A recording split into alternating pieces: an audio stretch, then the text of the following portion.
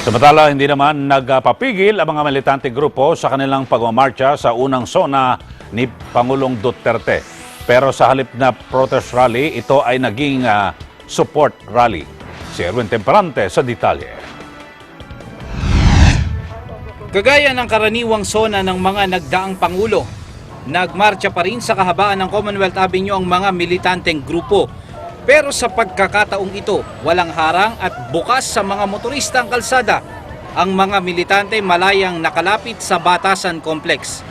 Pero ang pinakatatangi ngayon sa pagkilos na ginawa ng mga militante, hindi laban kundi nagtipon-tipon sila upang ipakita ang suporta sa Pangulong Rodrigo Duterte. Isa na rito ang grupo ng Manilakbayan na mula pa sa iba't ibang probinsya ng Mindanao. Naniniwala sila na may magagawa ang Pangulong Duterte para sa kanilang hiling na kapayapaan sa kanilang bayan. Alam niyo po, para sa amin napakahalaga ng usaping pangkapayapaan sapagkat ang Mindanao sa matagal na panahon tinadtad po ito ng giyera dahil sa mga kontra-insurhensya na patakaran ng mga nakaraang rehimen, no? Katulad ng Oplan Bayanihan ni Noynoy Aquino na talagang sumalanta sa marami naming mga komunidad sa Mindanao.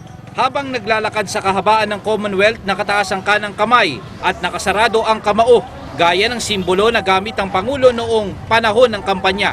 Kasabay ng pagpapakita ng suporta kay Pangulong Duterte, bitbit din ng mga militanteng grupo ang kani-kanilang hiling sa Pangulo, gaya ng pagsasakatuparan ng usaping pangkapayapaan sa Mindanao.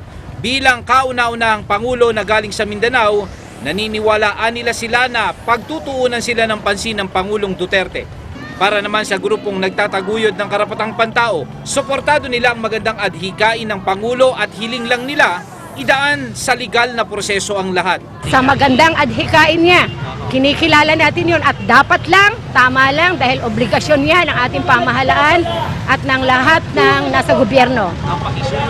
Ang pakisuyo natin, itadaan sa tamang proseso na nirerespeto ang karapatan ng lahat. Para sa mga kababayan nating lumad, hiling nila ang pag-aalis ng militarisasyon sa kanilang lugar. Pagbasura naman sa kontraktualisasyon ang hiling ng mga labor groups kasama ang dagdag sahod sa mga manggagawang Pilipino.